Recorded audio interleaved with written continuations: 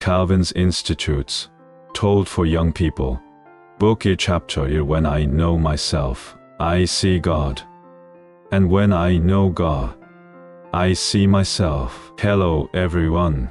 This is our first time together with Institutes of the Christian Religion. The name of this book might sound a bit difficult or rigid, right? But please don't worry. Starting today, I'd like to unpack the wise stories found within this book with you, just like having a comfortable chair. Today we'll step into its very first page.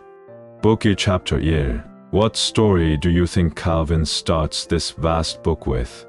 Surprisingly, it's the story of ourselves and the story of God being inseparably connected. Calvin says that if we truly want to be wise and live in this world properly, it all begins with knowing these two things. Think about when we look deeply into ourselves. Sometimes we don't understand why we feel the way we do, and we might feel disappointed, seeing ourselves constantly making mistakes and stumbling. When we face things like selfishness, anxiety, or darkness within us, we might ask ourselves, why am I like this?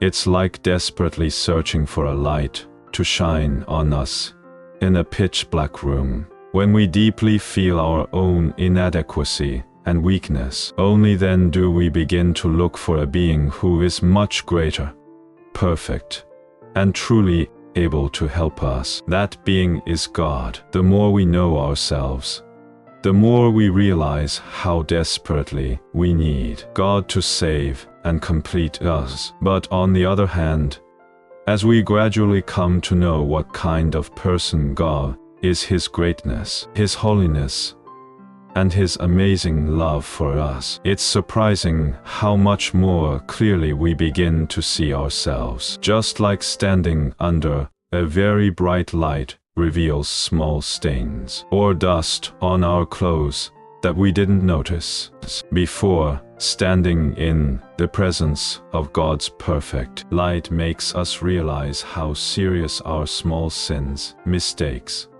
and shortcomings really are. We realize how far we are from God's standard. Yet, God's light doesn't just illuminate our flaws. In that very same light, we also discover how much God loves us and how precious He considers us as His beloved children. When we come to know God's grace, which doesn't abandon us despite our sinfulness, we finally understand that our true value isn't based on the world's standards, but is found within God's love. So, Calvin says this: the knowledge of God and the knowledge of ourselves must go together.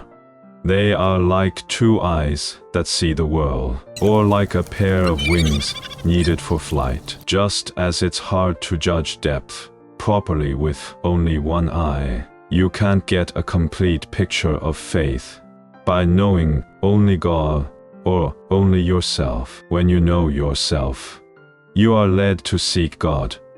And when you know God, you are able to truly understand yourself. Ultimately, I think this is what Calvin wanted to whisper to us. In the very first chapter of the Institutes, our journey of faith is a journey of exploring the wide and deep ocean that is God, and at the same time, discovering and understanding ourselves as we are reflected in that ocean. As these two kinds of knowledge deepen, our faith will become more firmly rooted, and the direction of our lives will become clearer. Well, how was that?